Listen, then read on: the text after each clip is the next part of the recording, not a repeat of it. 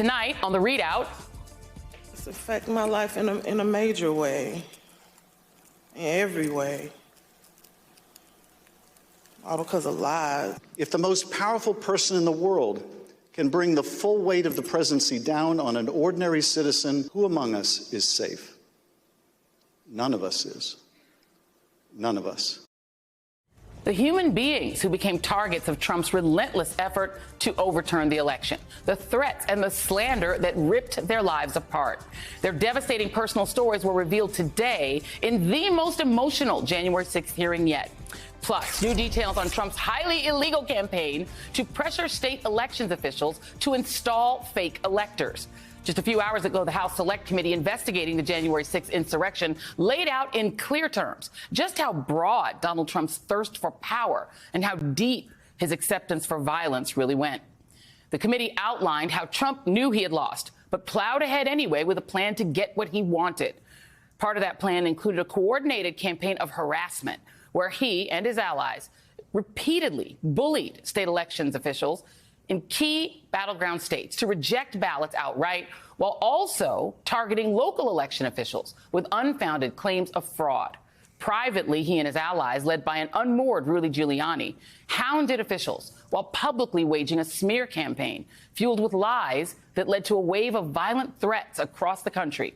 When these legislators refused to break the law and bend the knee, he upped the public intimidation campaign and even exposed their contact information. At his disposal was a massive and devoted following who served as his foot soldiers, a following that had already demonstrated their thirst for mayhem. You're a threat to democracy.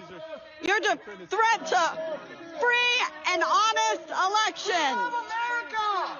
We love our rights and our freedom. Tyranny will not be allowed in our country. You're a tyrant. You're a felon, and you must turn yourself in to the authorities immediately. We don't know what's going to, I mean, the uncertainty of that was what was the fear. Like, are they coming with guns? Are they going to attack my house? All of my personal information was doxed online. It was my personal email, my personal cell phone, my home phone number. In fact, we had to disconnect our home phone for about 3 days because it would ring all hours of the night. Rusty Bowers, the Republican and devoutly religious Arizona House Speaker, refused to break the law for Trump. And this is how he was rewarded. We have various groups come by, and they have had video panel trucks with videos of me proclaiming me to be a pedophile and a pervert and a corrupt and politician. Some of the threats of violence were reported in real time. Despite all of that, the pressure campaign continued as Georgia became a central focus for Trump and his allies because of the recount there. Gabriel Sterling, a Georgia election official, had this prescient warning at the time as they were receiving death threats. Someone's going to get hurt, someone's going to get shot, someone's going to get killed. And it's not right. But his warning fell on deaf ears. His boss, Brad Raffensperger, testified that his family also fell victim to the threats. I was getting texts all over the country, and then eventually my wife started getting the text, and hers typically came in as sexualized texts, which were disgusting. What was most depraved about this pressure campaign led by Trump and Rudy Giuliani to try to overturn the election were the attacks on innocent, civic-minded Americans like election workers. Tape earlier in the day of Ruby Freeman and Shay Freeman Moss and one other gentleman quite obviously surreptitiously passing around USB ports as if they're vials of heroin or cocaine. I mean, it's obvious to anyone who's a criminal investigator or prosecutor, they are engaged in surreptitious illegal activity. Vials of heroin or cocaine. For the record, none of that was true.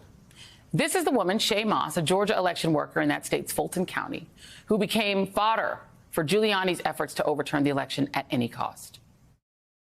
I've always been told by my grandmother how important it is to vote, and how people before me, a lot of people, older people in my family, did not have that right.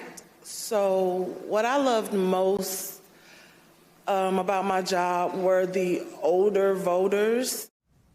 And this is what was left of her life after they were done with her. It's turned my life upside down. I no longer give out my business card. I don't transfer calls. I don't want anyone knowing my name. I don't want to go anywhere with my mom because she might yell my name out over the grocery aisle or something. Her mom, Lady Ruby, as she's known in the community, also fell victim to the president's lies. There is nowhere I feel safe. Nowhere. Do you know how it feels to have the President of the United States to target you? The President of the United States is supposed to represent every American,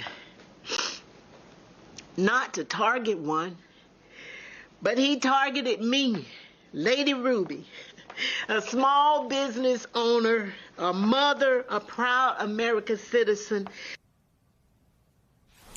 Joining me now is former Senator Claire McCaskill of Missouri. She's an MSNBC political analyst. Tim O'Brien, senior columnist for Bloomberg Opinion. And Aaron Haynes, editor-at-large for The 19th. And Aaron, I'm going to start with you because, you know, Lady Ruby went on to say, I don't feel safe anywhere. And I want to play one more thing that her daughter said. This is her daughter, Shaye Moss, describing how even her grandmother was targeted. I felt horrible. I felt like it was all my fault. Like, if I would have never decided to be an elections worker, like, I could have done anything else, but that's what I decided to do. And now people are lying and spreading rumors and lies and attacking my mom. I'm her only child. She's talking about an attempt to make a quote-unquote citizen's arrest at her grandmother's house and how people were knocking on her grandmother's door and the grandmother called her and she said, don't open the door. A citizen's arrest in Georgia, where you are from, that sounds like a lynching party to me. This is what the price that people like Shaye Moss and her mom paid for being good citizens. Your thoughts? Yeah, I mean, Joy, I think what you have just done such a great job of recapping what we focused on also in our story that's up right now on 19thnews.org is the human toll of the big lie. You have two veteran election workers who once considered their service a badge of honor, and then they found themselves being painted as corrupt, being painted as incompetent to their fellow Americans. They didn't sign up for this. You mentioned that I am from Georgia. I was born and raised in Fulton County. It's where I first registered to vote. And watching Shaye Moss testify, I recognized her immediately. I mean, she and Ruby Freeman look like every single poll worker who ever greeted me every single time that I cast my ballot as a young voter in South Fulton County. They welcomed me to the polls. They helped me to participate in democracy. And they were basically just a fixture of the franchise. And I look forward to greeting and thanking them every single time that I voted. Shaye Moss talked about her grandmother who told her about the value of voting and then became a target of the mob. And Shaye talked about how she didn't blame that mob. She blamed herself for what was happening to her grandmother. And then you have Congressman Benny Thompson, chairman of the committee, who was born in Jim Crow, Mississippi, and is himself a lifelong defender of voting rights, who was the one who had to apologize to her for how she and her mother and her grandmother were treated. And speaking of Mississippi, Mississippi was on my mind watching this hearing. Joy, as I'm sure I don't have to tell you, it was 58 years ago today that Goodman, Cheney, and Swerner were murdered for trying to register voters in 1964 on that fateful day on June 21st. We are reminded that violence has been used in this country before to enforce who gets to participate in our democracy. So just as you are asking, what's the price of democracy? Historically, we know it's been violence. Lady Ruby and her daughter have paid a price. This ordeal and the big lie have cost them their roles, their standing in the community, their good names, their freedom to move through their town without fear. What does this country owe people like that? I mean, this happened on our watch, and they deserve more than our thanks and our hugs. They deserve accountability. Brad Raffensperger is on the ballot in November. Ruby and Shay won't be working the polls for the first time in years because of what happened to them. Yeah, I mean, Shay Moss, Claire, she talked about how she felt guilty, right? She did, as Aaron just said, I felt horrible. I felt it was all my fault. Like, if I never would have decided to be an elections worker, I could have done anything else, but this is what I decided to do. And now people are lying and spreading rumors and lies and attacking my mom. I'm her only child. I mean, that is, as somebody who's been an elected official, it's the opposite of what we want in a democracy. We want people like Shay Moss and her mom to want to be elections officials. They're the root of our democracy. I think that Shay and her mother today put the human toll in front of the American people, the human toll of Donald Trump's effort to overturn the will of the American people. To me, it was the most compelling. Now, Rusty Bowers was powerful. Very compelling. And by the way, did you notice that Trump was so freaked out about Rusty Bowers and what he was going to testify to, he felt the need to lie about him immediately before the hearing. That's right. Which I thought was a real tell that Trump knows these hearings are powerful in the presentation of evidence. So I think that Shay and her mother will go down in history. She got the Profile and Courage Award this year from the Kennedy Institute. She deserved it. I think they will go down in history as examples of the abuse of power and the painful result of that in people's lives that are merely doing the right thing. It was powerful stuff.